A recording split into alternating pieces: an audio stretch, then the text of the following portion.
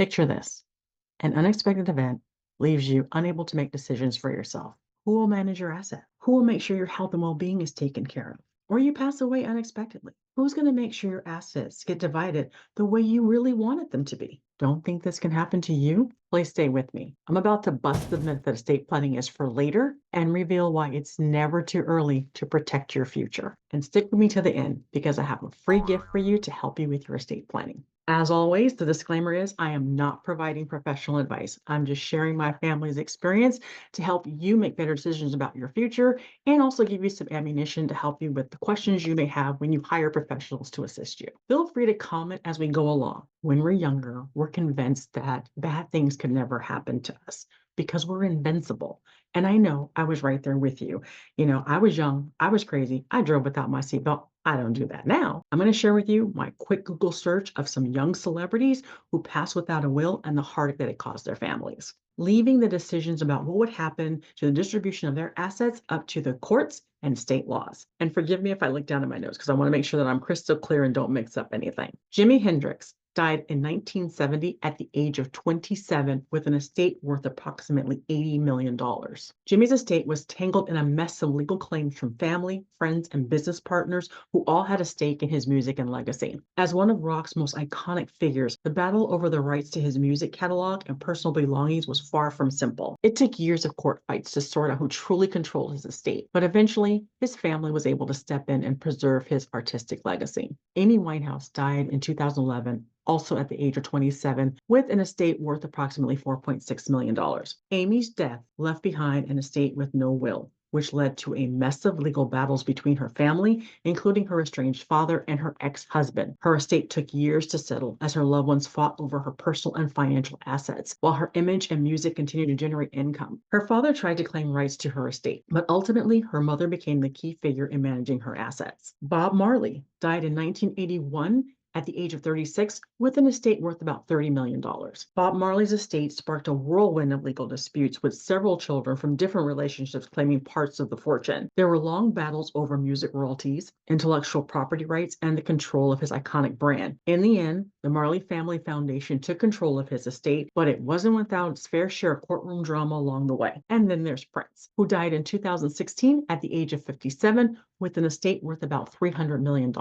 Prince's estate became a huge legal battle after his sudden death without a will. His lack of estate planning led to years of disputes over who would inherit his massive fortune. Family members, potential heirs, and even people claiming to be his children all got involved in the legal drama, making it a complicated and lengthy process. On top of that, determining the true value of his music catalog and other assets took a lot of time, with many people fighting for a piece of his legendary legacy. Eventually, the estate was overseen by a team of legal and financial professionals, with the family members still holding a role in overseeing certain aspects of the estate's administration. And this is completely ironic that his estate was being controlled by lawyers and professionals, the very people during his life he did not trust. And then there's Paul Walker from the Fast and Furious movie franchise. He died at the age of 40 in a high-speed car accident in Los Angeles. While he created a trust at the young age of 28, he didn't do it properly. A Forbes Money article outlined 5 estate planning lessons that we can learn from what happened with Paul Walker,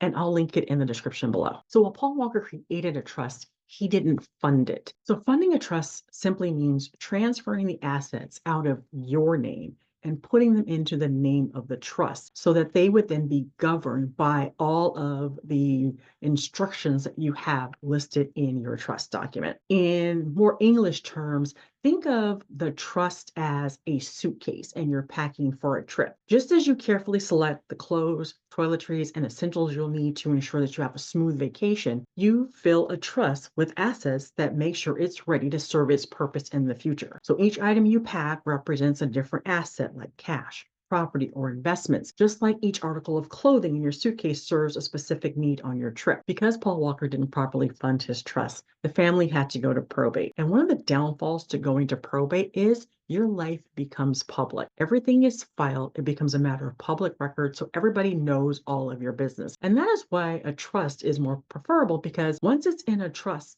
the only thing that gets filed with the court is that Paul Walker had a trust, and that's it. The actual verbiage of your trust is not there. So nobody knows what you had, where it was, who gets it, how it gets divided, it remains completely private and confidential. Because he didn't fund his trust and they had to go to probate, everyone then knew that he was worth approximately $25 million, and they would know the distribution of the assets because all of that is filed. So people would know exactly how much money his daughter got and how much money his parents got or anybody else got. So if you really want to make sure those things are on the down low, you don't have a trust and fund it properly, your business will be put out into the streets. So you see the common theme here. Each one of these deaths resulted in a lengthy and costly legal battles to ultimately determine the distribution of assets. So up until now, we've discussed what happens when you pass away and you don't have some sort of an estate plan to distribute your assets. So let's flip that. And now let's talk about what happens if Paul didn't die, but let's say he became incapacitated. What happens then? So when you become incapacitated, that means that you cannot mentally or physically manage your affairs. And if you do not have some sort of estate planning documentation in place that says who you grant permission to step in and take care of you, you have now put your life into the hands of the courts and to strangers. Don't think it could happen to you? Let me share what happened to my family. One day, my husband's uncle, Phil's brother, walked into his bank and he was a little bit confused. And the bank teller who knew him also noticed that, you know what, you're coming in here a lot and you're writing a lot of checks and you're writing checks for some serious dollar amounts, and was questioning him about, do you understand what you're doing here? Do you understand all these checks that you've written? And he was very confused, and he was honest with her and told her, no, I didn't mean for this check to be this high. It was supposed to be for a different amount. Long story short, the caregiving company that he'd hired, the people that were assigned to him and his wife were unscrupulous, and they were actually changing the dollar figures on the checks that he was writing,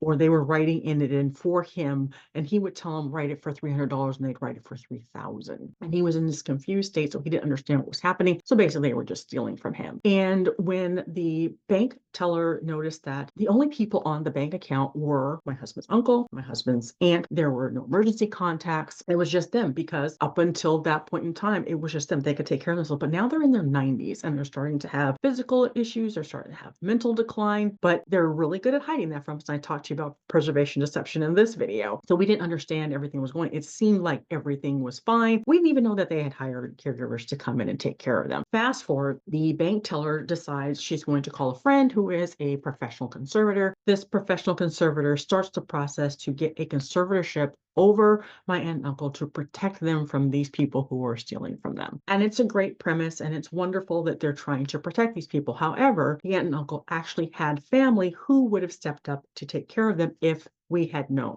So they file this paperwork, and we're finally notified that this is going on while it's months into the process. And so what happened is, and I talk about in this video about how we need people in our lives, and we need those social connections to protect us. My aunt and uncle had come to this point in their cognitive decline where their memories were starting to fade and confabulation had started to kick in. And if you don't know about confabulation, I talk about that in this video, so you can check that out. But confabulation at a high level is when your brain has holes in it in your story, and it will put things in there so that you can have and try to have a whole story. But also part of people who have dementia and cognitive decline, they crave social interaction. And so if they don't remember something, their brain, that confabulation will kick in and try to make it seem like this connection, they're here for you. And that's how the caregiving company was able to steal from them, because they thought that these people really cared about them and had their best interest and they were their friends. Then they thought the same thing about the conservator company that stepped in. So they're telling us we're fine and we trust them. They care about us. It's good.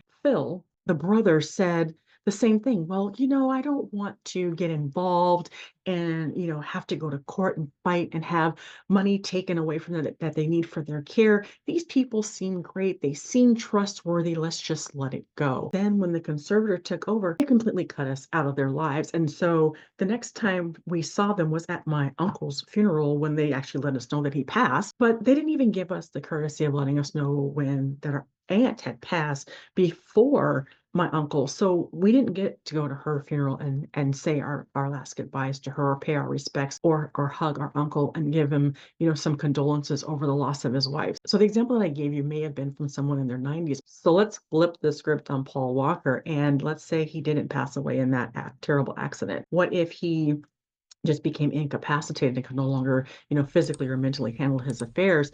If your trust documentation, your estate planning documentation, isn't aligned, it could have been people fighting over who got control over him and his money. And sometimes people care more about the money than the person. So you really want to make sure that you start your estate planning early. And as I also talk about in this video here, my in-laws, while they had a trust, they didn't trust to give anybody a copy of the trust. So we started to notice some cognitive and physical decline in them, and we're trying to, figure out how we can help them. We actually had to steal their trust, and because we knew that in their trust was a springing power of attorney. And a springing power of attorney means I'm going to sign this power of attorney that says, should something happen to me and I can no longer take care of my affairs, I grant this person and this person the rights to step in and take over as if they were me. But it says it's springing. I signed it on January 12th of 2010. And then you fast forward to, August 17th of 2024, you start to notice that you're having this cognitive or physical line. Then that power of attorney comes into play because you've put some sort of triggering event into the triggering event could be something such as incapacitation, physical or mental disability, absence or unavailability, such as if you're someone who's in the service, you don't know how long you're going to be gone, you could say, now I grant all powers to my wife to handle everything, or to my parents or to my brother, so that my affairs stay whole because, I'm in a foxhole with bombs going off over my head. I'm not thinking about paying bills. So the general gist of this is don't leave your life and assets to chance. The best way to protect you and your family is to have a plan, and have a plan that is documented, signed, notarized, and legal. Writing something on a piece of paper like Aretha Franklin did, and it was a handwritten will and it wasn't notarized, that caused her family to go through a long drawn out probate to go through, because not only did she have one handwritten will, she had multiple handwritten wills. So make sure that all of your estate planning docs are on legal forms. They are signed, they are notarized, all the I's are dotted, the T's are crossed, because that is your protection for when you can't manage your affairs, and it's to make sure that all of your wishes are met should you pass away. Now for that free gift that I promised you. So I was having a conversation with one of my friends who gave me a nice pat on the back and said, hey, really love your estate planning one-on-one videos. However, there's always a however, but I really wish I had the Cliff's Notes version. And for those of you who don't know what Cliff's Notes is, because you were born in the age of technology, back when I went to school in the age of the dinosaurs, we had these little books here that would read literary works for us and give us the themes and help us understand the book that we were reading. Because I don't know about you, but when I read Beowulf, it was like the Charlie Brown parents. Wah, wah, wah, wah, wah. Yes, ma'am?